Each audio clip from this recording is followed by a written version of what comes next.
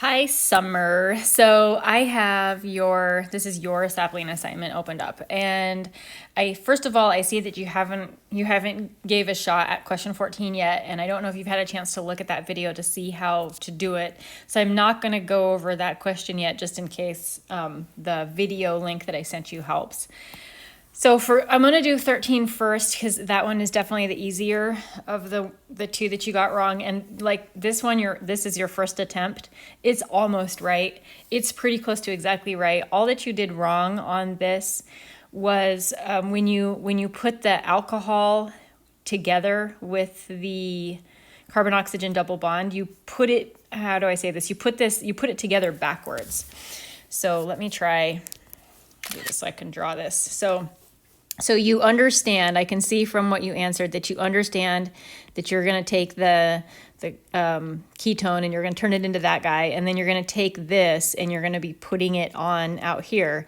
But what you did was put this molecule on backwards. So you're supposed to be connecting it from this end, but instead you connected it from this end. So you ended up like with your OH group on the wrong side. And what you wanted, you connect it from this end right here. So this atom is right here in the structure, and this atom is right here, and this atom is right here, and same over on the other side. So you got the general idea. You just put it on backwards. And then I know from the feedback that you get on sapling, it's like really generic and not helpful. And a lot of times when somebody gets a question wrong on sapling, they read the feedback and then they're like, oh, that's what I'm supposed to do. But the feedback is useless. So this structure right here is the answer. And let's look at what else you did. So I think if I remember right, your second attempt, yeah, you just redrew. That was probably based on bad feedback that sapling gave you. And then here you just did the same thing again. You just redid the first attempt where you put the molecules on backwards. So this one was almost right. You almost had it. So this one you've got it going in the right direction. So this that you drew over here is perfect. You just needed to do the same thing over on this side as well, because we've got two of them. So I feel like you're just like right there with this and you're pretty close to understanding it. So for the other one, 11, this is like, in my opinion, this is definitely the hardest stuff that we do in the whole year, not just in the quarter, but in the whole year. And it's just really hard to explain. Like the way that it's explained, some people's brains just goes right into their brains great, and other people not so much. So the first thing that when you're looking at all these structures and you're sorting them out, the first thing that I want you to look for, I want you to find the two oxygens. So let's like focus on this. Find the two oxygens like that and that. And then I want you to ask yourself, can you get from one oxygen to the other passing through only one carbon? Like in this case, you can. If you can, it's either going to be a hemiacetal or it's going to be an acetal, one or the other. So that's your first task, like find the two oxygens, and is it possible to get from one to the other, passing through only one carbon? And when it is, it's going to be either the hemiacetal or the acetal. So I'm trying to find an example where you can't over here. Yeah, so here's one oxygen, here's the other oxygen, and there's no way to get from one oxygen to the other passing through only one carbon. You've got to pass through two carbons to get there. So this is correct. This is other. It's not an acetal. It's not a hemiacetal. Although this guy, oxygen to a carbon to an oxygen. So this is either a hemiacetal or an acetal. And maybe you got a little thrown off by the condensed notation, having that hydrogen there. That hydrogen, I'm going to cross it off, it actually is down here because of the condensed notation. So oxygen to carbon to oxygen. So that one is good. Sometimes with some of the structures like this one here, there's more than one way to get from one oxygen to the other. Like this one, you could pass through two carbons if you go that way.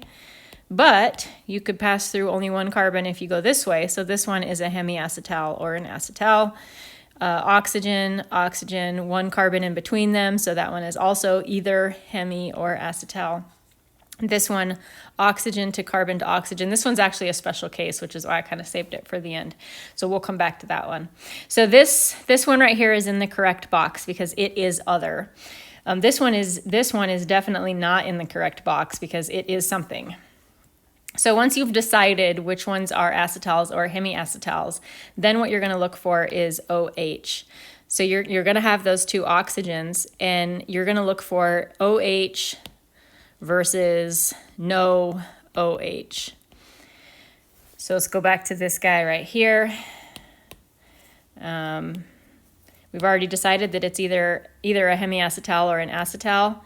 And so for this guy, because we have the OH on it, if there is an OH, it's a hemiacetal. So this one is also in the right spot. You got that one. So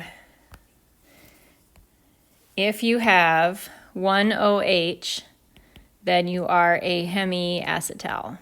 And if you have no OH, then you are an acetal. So let's look at this one right here. Once we've decided that it's either a hemiacetal or an acetal, it's got one OH, and so that means that this is a hemiacetal. So this one belongs over in the other box. And this one right here, no OHs. Oxygens, but no OHs. So this one is an acetal. So this one is in the correct spot. This one over here, got stuff written all over it. This one has no OHs. So it is an acetal. So this one belongs, where are the acetals? Belongs over here.